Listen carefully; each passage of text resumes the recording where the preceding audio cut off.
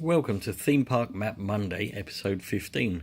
Today we're going to take you right back to 1992 when we were visited Parc Asterix. Bear in mind this is the same year that Disneyland Paris opened, so obviously they're on a bit of a push because they knew that they're going to have some stiff competition, although the locals then and now still seem to love Parc Asterix and they're going in their droves. So as we open it up, we go. I can't speak French, so kind of not going to attempt to do any of these things that are written in French. It basically says, welcome to Gaul for a visit you won't forget, a day filled with excitement and adventure, a trip into a legendary world of fun and high spirits, a memorable journey to Gaul, a land where good times and history meet. Visit Parc Asterix. Asterix and all his friends are waiting for you. This is even like pre-Euro as well, shows how old. But they still had their classic dolphin show there. I don't know, it's a bit Marmitey now. Back in the day, everyone loved the dolphin show. Now people kind of look at the other side of it with dolphins and how they're looked after. I mean, a lot of these parks do look after animals really well, but there's always debate about the enclosures and things. I don't actually know if it's still going, but it was a good show back for its time. And obviously we're showing some of the spectacles that are there. This is the 3D cinema, fabulous Olympic Games. That was really good. And we got some really good theming as you go in. We've kind of thought about details. You know, you're going back into the times of Rome and the Gauls and everything. It's still a really, really popular character with the French. It's kind of made it all over Europe. It's not everyone's cup of tea, but cracking theme park, whether you're a massive like Gauls fan with Asterix and not. So you got some good bit of history, great theme park. Still always put some effort into it. There's a lovely hotel there as well, but the hotel was a little bit away from the park and we found it wasn't that well themed, but it was nice nevertheless. It's sort of like in the woods like a lot of the park is. So they got build it back then even as a day at Parc Asterix, a day of relaxation, entertainment and attractions scattered throughout the park. Exceptional natural surroundings, restaurants, snack bars allowed to appreciate peaceful meal with the family and the beauty of nature.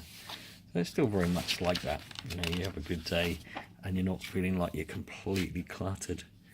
I say this is going back to 1992, so a lot of people who have been to the park since are still going to recognise, you know, all that.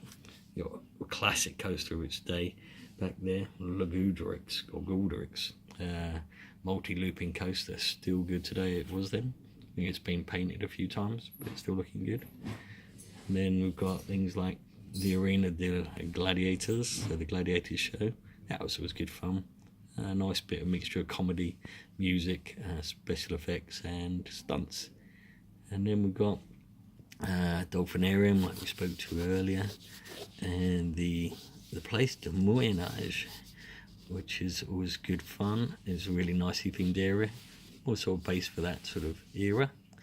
La Troisième Dimension, like a third dimension, 3D sort of show and cinema. And then we've got more stuff. We've got the La Serpentine, Le Grand Splash, the Chaudrons Magiques.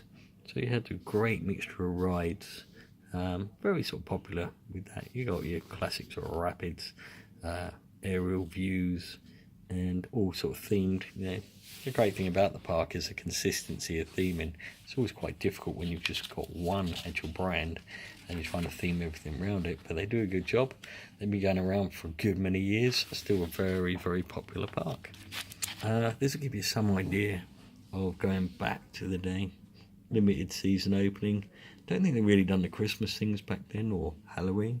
It's showing again how relatively new the massive Halloween events are and the Christmas events. So you got your opening hours, 10 o'clock till 6 o'clock, 10 o'clock till 7 o'clock in there, and then the days it's closed. So you can see from there, April through to like August, September, some bits and pieces. Not a lot open in October. It's got all your details of how to get there, which is always good. Again, advertising it's a family place, most theme parks are. But what you find quite interesting here is the tariffs. So you got the tariff for 1992. Obviously this is like pre euro, so you still got it in French francs. 150 francs for the adults, and then 105 francs for the children. I just noticed there that they had a different rate for like English, but it's the same rate. A bit weird. Obviously all your sponsors and everything there.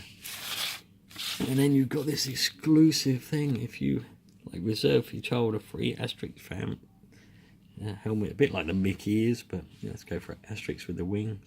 And again, kids in their abundance wore these. So a great park, still a great park to visit. So if you're ever sort of combining a Disneyland Paris Asterix trip, or just do Asterix alone, it's an easy drive. It's on the way to Paris, so it's actually easier and quicker to get to than Disneyland. But I'd say definitely a combination of the two, and you have a great time. Anyway, thanks for joining us for episode 15 of Theme Park Map Monday.